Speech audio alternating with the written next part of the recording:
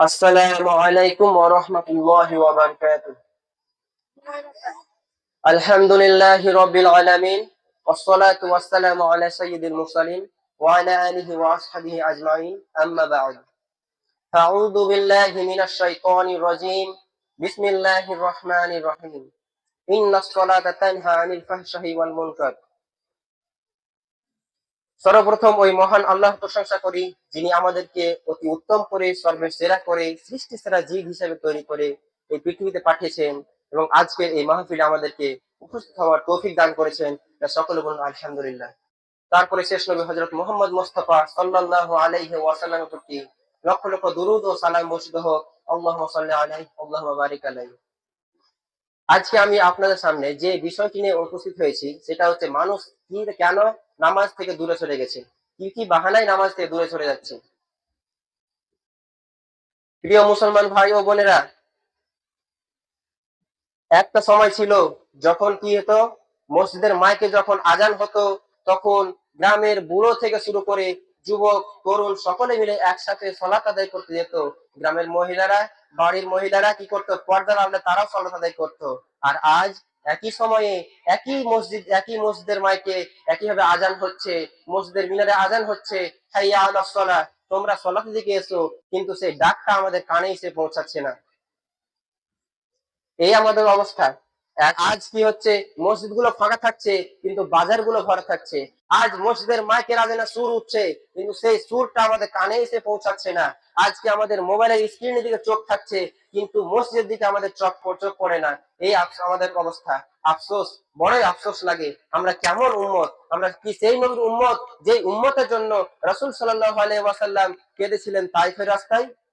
আমরা কি সেই নবীর উম্মত যেই উম্মতের জন্য রাসূল সাল্লাল্লাহু আলাইহি ওয়াসাল্লাম রাতের গভীরে সিজদায় লুটিয়ে পড়ে চোখের পানি ফেলে আল্লাহর কাছে কেঁদে কেঁদে দোয়া করতেন, হে আল্লাহ, তুমি আমার উম্মতকে মাফ করে দাও? উত্তর হচ্ছে হ্যাঁ, আমরা সেই নবীর উম্মত, কিন্তু আমাদের সেই নবীর প্রতি কোনো ভালোবাসা নেই। আমরা সেই নবীর উম্মত, কিন্তু সেই নবীর সৃষ্টিকর্তা ও আমাদের সৃষ্টিকর্তা যে মহান আল্লাহ, যে আল্লাহর প্রতি আমাদের কোনো ভালোবাসা নেই। আমরা তাকে অস্বীকার করছি। আচ্ছা, এই যে শরীর দিয়ে আমরা নামাজ ত্যাগ করছি, যে শরীর দিয়ে আমরা নামাজ ত্যাগ করছি, এই শরীরটা কার তৈরি? আল্লাহর তৈরি। যে মাটির উপর দিয়ে আমরা হাঁটছি, এই মাটি কার তৈরি? আল্লাহর তৈরি। যে বাতাসে আমরা শ্বাস প্রশ্বাস গ্রহণ করছি, সেই বাতাস কার তৈরি? আল্লাহর তৈরি। তাহলে আমরা আল্লাহর দেওয়া জিনিস ব্যবহার করে আল্লাহর অমান্য করছি, তাহলে আমরা কেমন মুসলমান? আমাদের অবস্থাটা কি হবে? আল্লাহ পাক রব্বুল আলামিন পবিত্র কোরআনের মধ্যে সূরা মারিয়ামের 59 নম্বর আয়াতে উল্লেখ করেছেন, ফাখালাফা মিন বা'দিহিম খালফুন আদাউস সালাহ ওয়াত্তাবাউশ শাহাওয়াত ফাসাউফা ইয়ালকাউনা গায়্যা। ফাখালাফা মিন বা'দিহিম, তাদের পরে এমন এক জাতি এলো, খালফুন, যারা পরবর্তীকালে সলাতকে ত্যাগ করলো, ওয়াত্তাবাউশ শাহাওয়াত, এবং কামনা বাসনার দিকে অন্তর্ভুক্ত হয়ে গেল, ফাসাউফা ইয়ালকাউনা গায়্যা, তাদেরকে গয় নামক শাস্তি দেওয়া হবে। আবার রাসূল সাল্লাল্লাহু আলাইহি ওয়াসাল্লাম বলেছেন, যে ব্যক্তি নামাজ ত্যাগ করলো আর সেই ব্যক্তির সাথে কাফেরের মধ্যে কোনো পার্থক্য নেই। আচ্ছা, একটু চিন্তা করে দেখুন তো, রাসূল সাল্লাল্লাহু আলাইহি ওয়াসাল্লামের এই কথাটা এবং আল্লাহ পাক রব্বুল আলামিনের এই আয়াতটা তাদেরকে উদ্দেশ্য করে বলা হয়েছে? কোন অমুসলিমদেরকে, কোন কাফেরদেরকে, কোন কুরাইশদেরকে, ইহুদিদেরকে, কি খ্রিস্টানদেরকে? না, এদের কারো উদ্দেশ্যে বলা হয়নি, বরং বলা হয়েছে সেই সব মুসলমানদের উদ্দেশ্যে যারা ইচ্ছাকৃত ভাবে নামাজকে ত্যাগ করছে। আজ আমাদের অবস্থা এমন হয়েছে, আমরা সলাতের দিকে যাচ্ছি না কিন্তু চায়ের দোকানের দিকে মেতে থাকছি।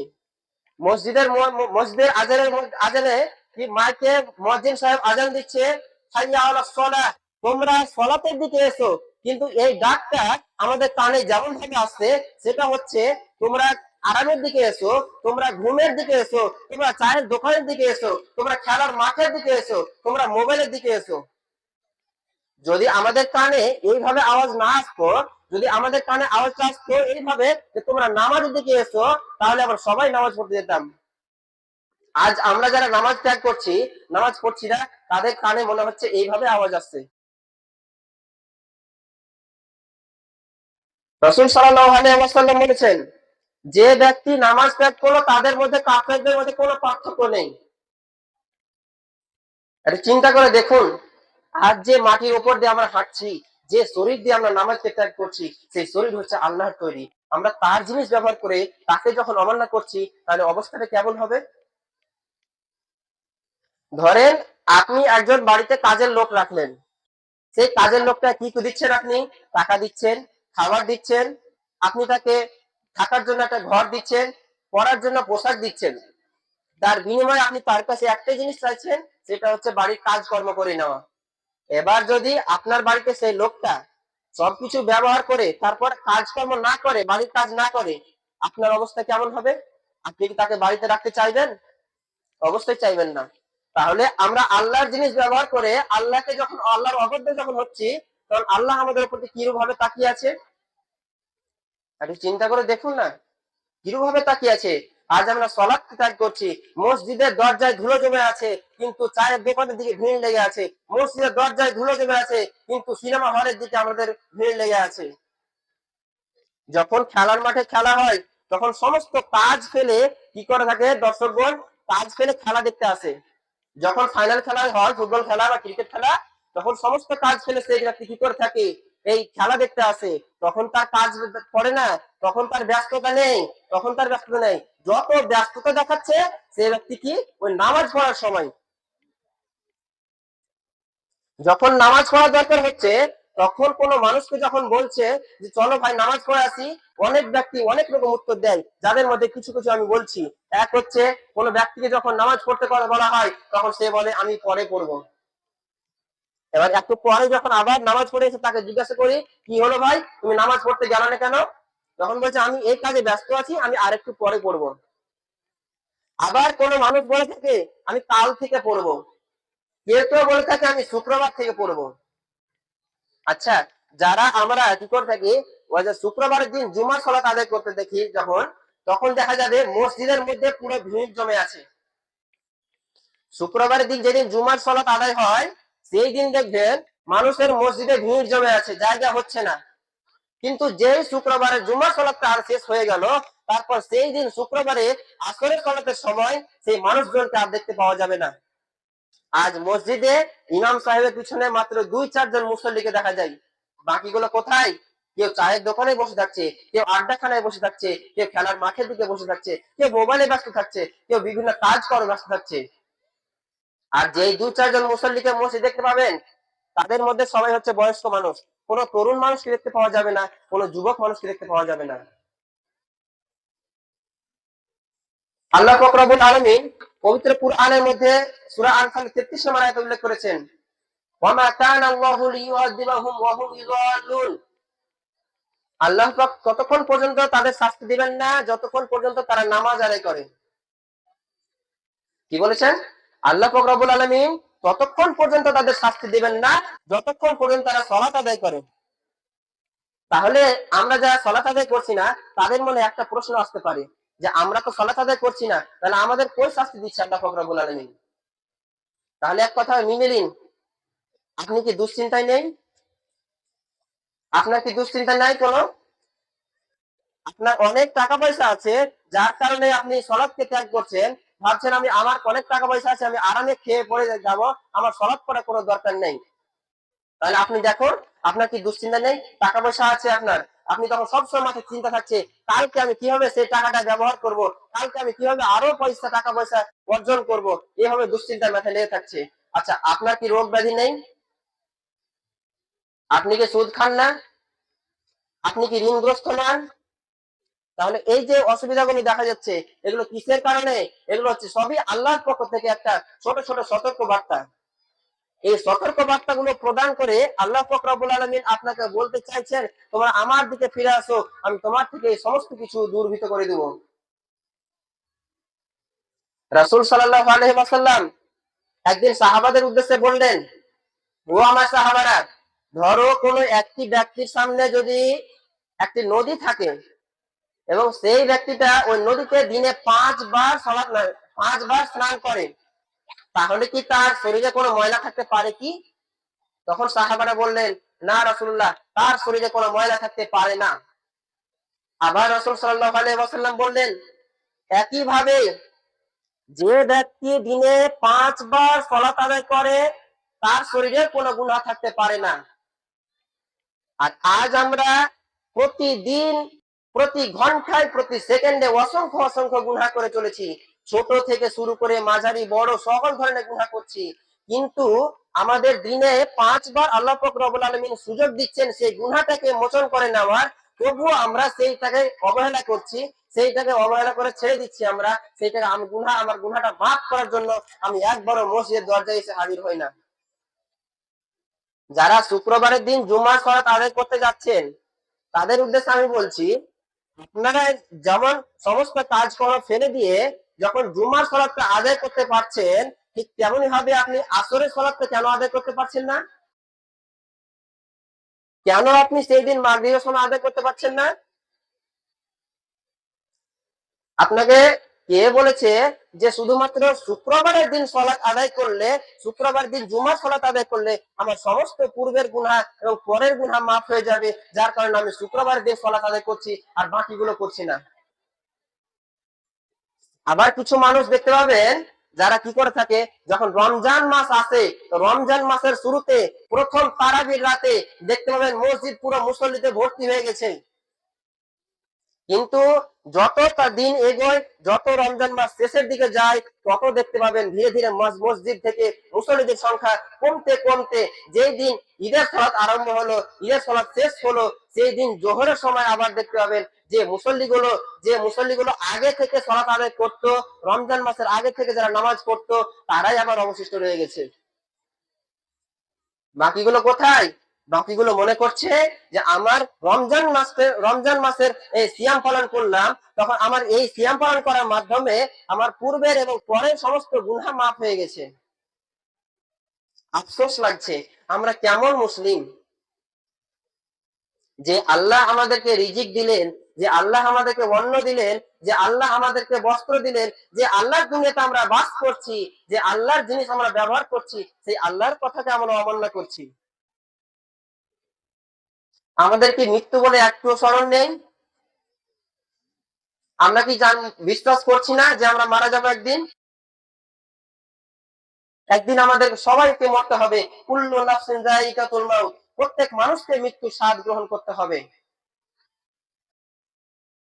আমি আজকে এই সময়খানে এখন আলোচনা করছি, এই সময়খানে আমি মারা যেতে পারি, বা এখানে আলোচনা শেষে আমি বাড়ি যাওয়ার পথে মারা যেতে পারি। কোনো গ্যারান্টি দিতে পারছি না, আপনারা কেউ কোনো গ্যারান্টি দিতে পারবেন না। তাহলে যে ব্যক্তি বলে থাকে আমি কাল থেকে সালাত আদায় করব, আমি কাল থেকে আমি নামাজ পড়বো, আমি শুক্রবারের দিন থেকে আমি নামাজ শুরু করব, আজকে আমি অপবিত্র হয়ে আছি, অনেকে অনেক রকম বাহানা দেয়। যখন বলা হয় নামাজ পড়ো, তো বলে আমি শুক্রবার থেকে পড়বো, কেউ বলে আমি রবিবার থেকে পড়বো, কেউ বলে আমার পোশাক নোংরা হয়ে আছে, কেউ বলে আমি প্রস্রাব করে পানি ব্যবহার করিনি। এভাবে বিভিন্ন রকম বাহানা দিয়ে সে কি করে, কাটিয়ে দেয়। আপনি যে শুক্রবার পর্যন্ত বেঁচে থাকবেন এই গ্যারান্টি কিছু দিতে পারছেন কি? পারবেন না।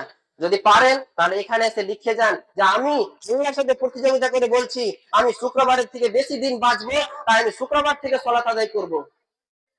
জানি পারবেন না।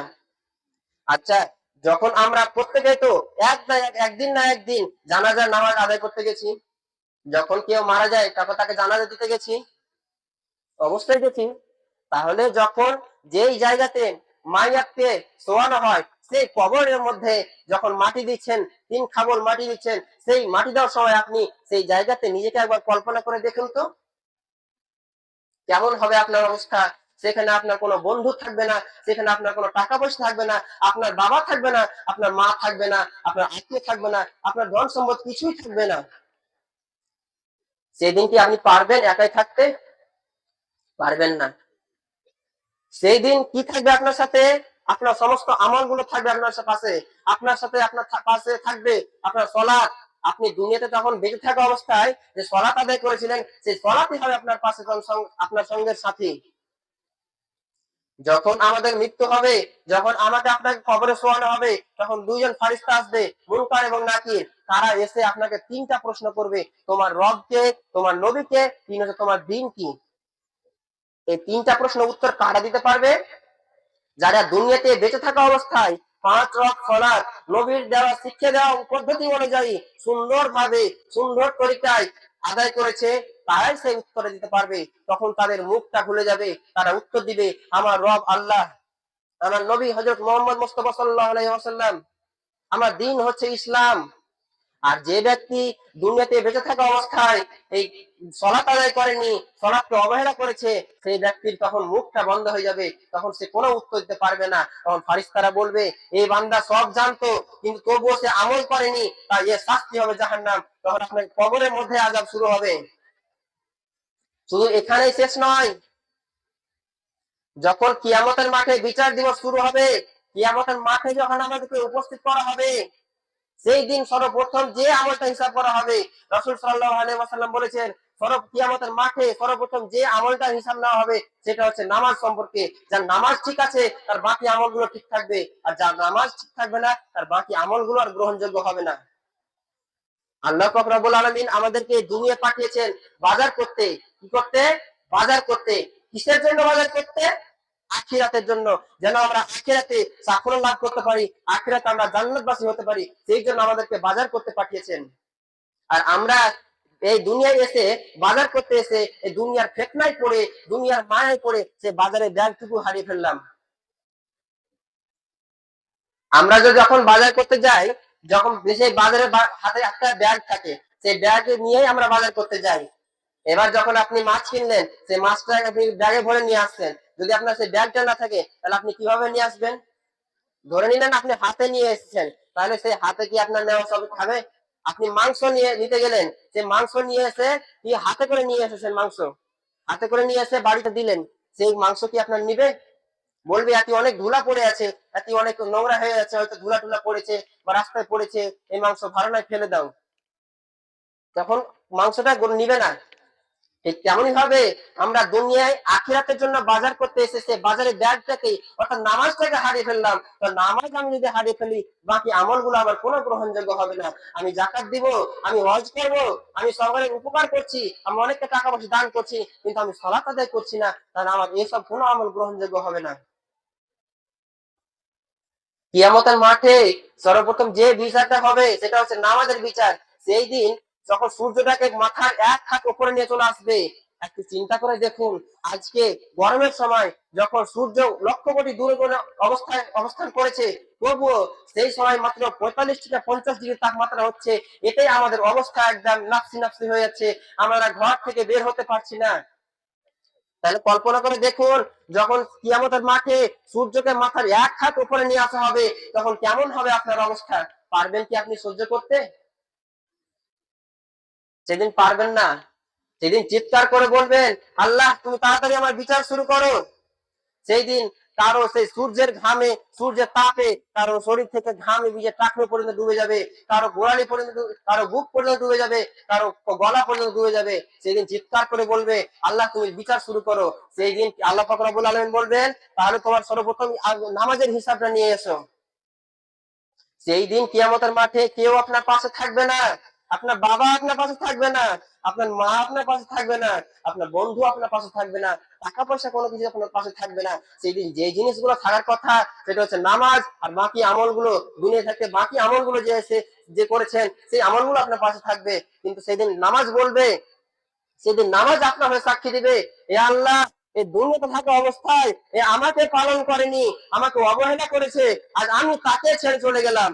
আর যদি আমি দুনিয়াতে থেকে নামাজ আদায় করি, সলাৎ ভাবে আদায় করে সাথে কালিমার সহিত আমরা মৃত্যুবরণ করি, সেই দিন এই সলাতই বলবে, আল্লাহর কাছে সাক্ষী দিবে আল্লাহ এই দুনিয়াতে থাকতে বেঁচে থাকা অবস্থায় আমাকে সুন্দরভাবে আদায় করেছিল, আজ আমি তার হয়ে সাক্ষী দেব, আমি তাকে জাহান্নাম যেতে দিব না, আমি তাকে জান্নাতে নিয়ে যাব।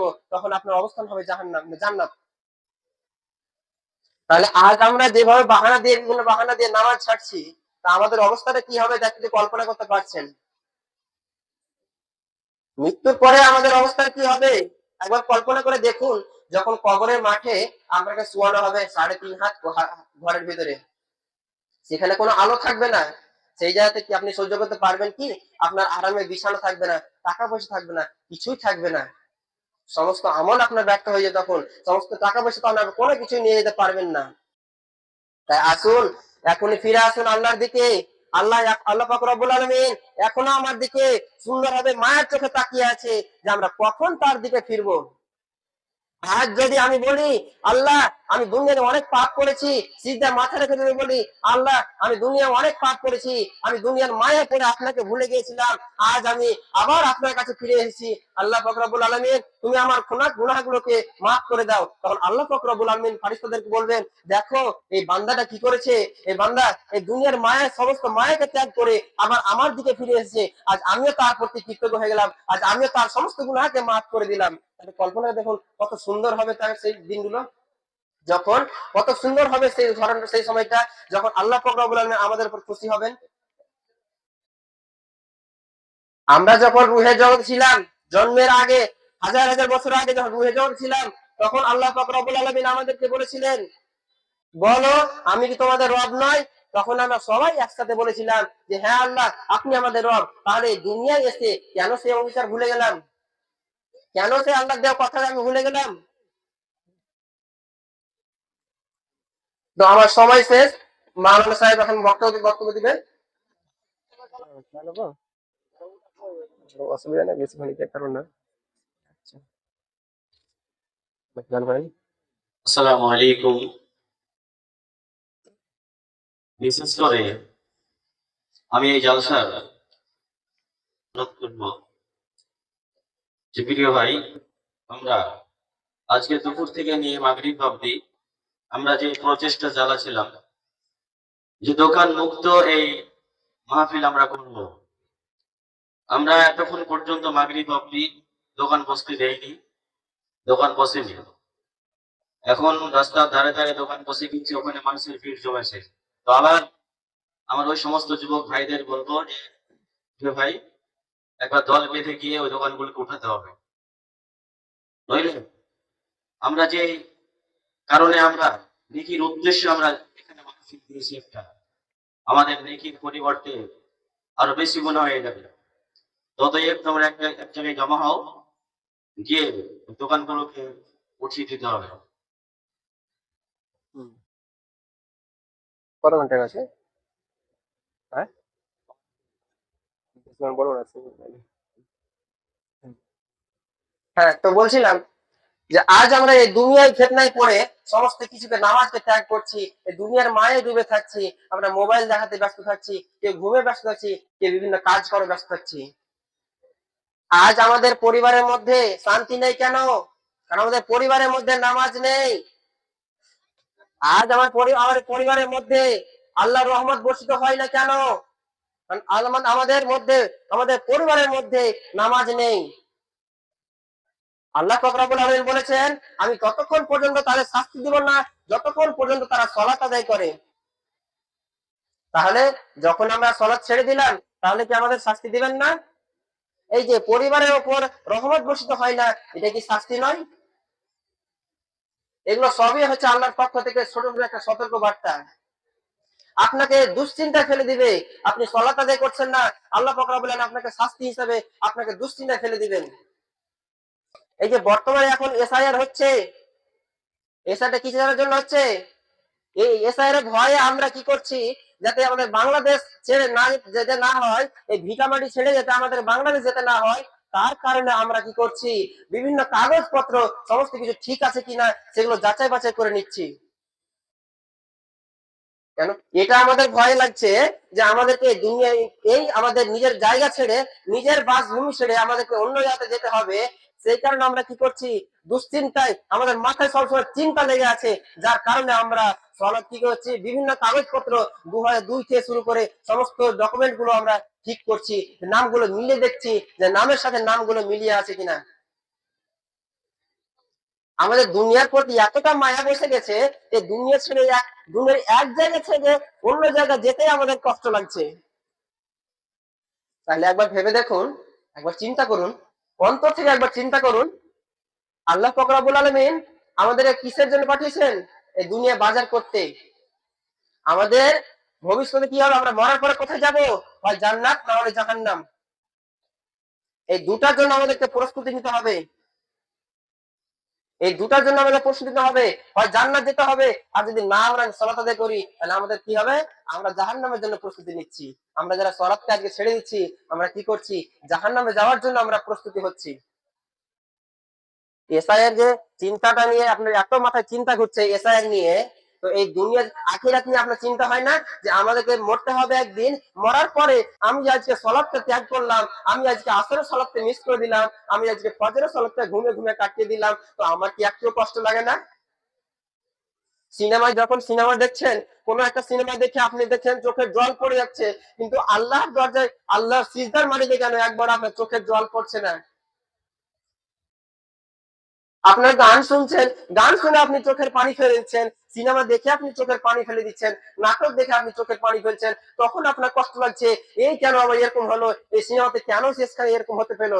কিন্তু আমরা যে নামাজ পড়ছি না, নামাজের কোরআন করে আমাদের বুকটা একবার কেন কাঁপে না যে আমরা নামাজ পড়ছি না, তা আল্লাহ পাক রব্বুল আলামিন আমাদের কেমন শাস্তি দিবেন সেটা তো কোরআনের মধ্যে উল্লেখ করাই আছে, তাহলে আমরা কেন সে সব থেকে ছেড়ে দিচ্ছি? আমরা কেমন মুসলিম? এটা কি আমাদের উম্মতে মুহাম্মদ হওয়ার প্রমাণ? এটা কি আমাদের ইসলাম শিখিয়েছে? এটা কি ইসলাম ধরে বলা হয়েছে তোমরা দুনিয়ায় এসে নামাজ মাঝে মাঝে পড়বে, নামাজ পড়তে হবে না, শুক্রবারে শুধুমাত্র সালাত আদায় করবে, জুমার দিনে আবার রমজান মাস যখন আসবে তখন মাত্র সালাত আদায় করবে, আর বাকি জীবনগুলো বাকি দিনগুলোতে আপনাকে সালাত আদায় করতে হবে না? কোথায় বলা আছে আপনি, কোথায় বলা আছে এই কথাগুলো আপনি দেখান তো, দেখাতে পারবেন না, বলো কোথাও বলা নেই। আল্লাহ পাক রব্বুল আলামিন পবিত্র কুরআনের মধ্যে সূরা আনকাবুতের 45 নম্বর আয়াতে উল্লেখ করেছেন, ইন্নাস সালাতা তানহা আনিল ফাহশাই ওয়াল মুনকার, নিশ্চয় সালাত অশ্লীলতা এবং অন্যায় কাজ থেকে বিরত রাখে। নিশ্চয় নামাজ কি করে, যাবতীয় অন্যায় কাজ এবং অশ্লীল কাজ থেকে আমাদের বিরত রাখে। নামাজ আমাকে চোখের গুনাহ থেকে বিরত রাখে, নামাজ আমাকে মুখের জিনা থেকে বিরত রাখে, নামাজ আমাকে হাতের কাজকর্ম হাতের গুনাহ থেকে বিরত রাখে, নামাজ আমাদেরকে কানের গুনাহ থেকে বিরত রাখে, সমস্ত গুনাহ থেকে, সমস্ত অশ্লীল কাজ থেকে আমাদেরকে নামাজ বিরত রাখে। আর আজ আমরা সেই নামাজটাকে ত্যাগ করে বিভিন্ন অশ্লীল কাজ করছি, বিভিন্ন গুনহার কাজ করছি, অসংখ্য অসংখ্য গুনহা করছি, কাবিরা গুনহা করছি, সাগিরা গুনহা করছি, রাত্রে গুনহা করছি, দিনে গুনহা করছি, সব সময় গুনহা করতেই আছি, কিন্তু একবারও আমরা তওবা করছি না, একবারও আমরা আল্লাহর দিকে ফিরে যাচ্ছি না, একবারও আমাদের মনটা সালাতের জন্য কাঁদছে না যে আমি তো অনেক গুনহা করে দিলাম দুনিয়ায় থাকা অবস্থায়, আজকে সালাত আদায় করে নি, হয়তো এই মুহূর্তে আমি মারা যেতে পারি, হয়তো এই মুহূর্তে আমার মরণ হয়ে যেতে পারে, তো আমি কি সালাত আদায় করে নি?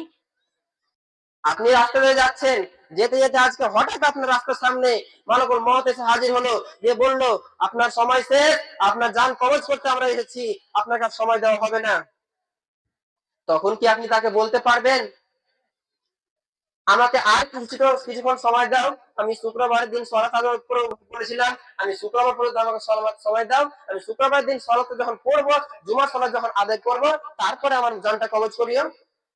বলতে পারবেন না। আপনি কি তাকে বলতে পারবেন আমার পরিবারের মধ্যে আমি দেখা করে আসি, আমার বাবা মাকে আমি একবার লাস্ট বারের মতো দেখে আসি, দিয়ে বলে আসি, হে আমার বাবা মা, হে আমার স্ত্রী সন্তান, তুমি তোমরা ভালো হবে, একসাথে মিলেমিশে থাকো, তখন কি বলতে পারবে? এই সময়টুকু চাইতে পারবে কি? এই সময়টুকু চাইলেও দিবে না আপনাকে, হঠাৎ করে আসবে, এসে বলবে তোমার সময় হয়ে গেছে, তোমার জান কবজ করার জন্য এসেছি আমরা, এখন আমি জান কবজ করার জন্য এসেছি, আমি তোমার জানটাকে এখন কবজ করে নিয়ে চাই, এই বলে আপনার জানটা কবজ করে নিয়ে চলে যাবে, তখন আপনার কিছু করা থাকবে না, তখন আপনার আফসোস করা ছাড়া আর কিছু করা থাকবে না। যেদিন কিয়ামতের মাঠে বিচার করা হবে সেই দিনও আপনি আফসোস করবেন, যেদিন কবরের মাঠে আপনাকে শোয়ানো হবে, যেদিন কবরের মাঠে আপনাকে শোয়ানো হবে সেই দিনও আপনি আফসোস করে থাকবেন, আপনার আফসোস করা থেকে কিছুই করা থাকবে না। হ্যাঁ, হ্যাঁ, শেষ করতে চললো। হ্যাঁ, তো আমি আর বক্তব্যটা বেশি বড় করতে চাইছি না। আল্লাহ, আমি সর্বশেষ একটা কথা বলতে চাই, আমরা ফিরে আসি আল্লাহর দিকে। আজ থেকে আমরা তওবা করি, যে আল্লাহর কাছে গিয়ে সিজদায় লুটিয়ে পড়ে বলি, আজ এশারের সময় নামাজের সময় সিজদায় লুটিয়ে পড়ে বলি, হে আল্লাহ, আমি দুনিয়াতে বেঁচে থাকা অবস্থায় অনেক পাপ করেছিলাম, অনেক গুনাহ করেছিলাম, কিন্তু আজ সমস্ত কিছু ত্যাগ করে, সমস্ত কিছু ভুলে আবার আমি আপনার দিকে ফিরে এসেছি, আমাকে তুমি মাফ করে দাও আল্লাহ। তখন আল্লাহ পাক রব্বুল আলামিন বলবেন, দেখো দেখো এই আমার বান্দা দুনিয়ার সমস্ত কিছু মায়া ত্যাগ করে আজ আমার দিকে আবার ফিরে এসেছে, আজ আমি তাকে ক্ষমা করে দিলাম। আল্লাহ পাক রব্বুল আলামিন এখনো আমার দিকে মায়া চোখে আমাদের দিকে মায়া ভরা চোখে তাকিয়ে আছেন। আমরা যদি একবার তওবা করি অবশ্যই গুনাহ কবুল করবে, আমার সমস্ত গুনাহকে মাফ করে দিবে। একবার মুসা আলাইহিস সালামের গোত্রের লোকেরা বৃষ্টির জন্য নামাজ সালাত আদায় করতে গেছিলেন, বৃষ্টির জন্য নামাজ পড়া শেষ হয়ে তারা যখন দেখলো যে এখনো পর্যন্ত, হ্যাঁ, আচ্ছা, ও। তো সর্বশেষ আমি বলতে চাই, আল্লাহ পাক রব্বুল আলামিন আমাদেরকে সকলকে জান্নাতি করে দিন। আল্লাহ পাক রব্বুল আলামিন আমাদের সকলের কবরকে নূরে ভরিয়ে দিন। আল্লাহ পাক রব্বুল আলামিন যেন আমাদেরকে সেই দলের অন্তর্ভুক্ত করুন যেই দলের মুখ কিয়ামতের দিন উজ্জ্বল হবে। এই বলে আমি সংক্ষেপে শেষ করছি। আর বক্তব্য শেষ করার পূর্বে একটা কথা বলতে চাই যে আমি একজন শিক্ষার্থী, আমার এখনো শিখছি, আমি এখনো অনেক কিছু শিখছি, শিখতে বাকি আছে এখনো। আমার আজকে আলোচনার মাঝে যদি কোনো ভুল ত্রুটি কিছু হয়ে থাকে, তাহলে আমার পাশে পাশে শিক্ষকগণ বসে আছেন, আলেমগণ বসে আছেন, তাদের কাছে অনুরোধ করব আমার সেই ভুলটা যেন আপনি ধরিয়ে দেন। আর তাহলে আমি সেই ভুলটাকে সংশোধন করব এবং আল্লাহর কাছে সেই ভুলের জন্য ক্ষমা চেয়ে নেব, যেন পরবর্তীকালে সেই রকম ভুল আর একই রকম মানে দুইবার না হয়। এই বলে আমার সংক্ষেপে শেষ করছি। আসসালামু আলাইকুম ওয়া রাহমাতুল্লাহি ওয়া বারাকাতুহু।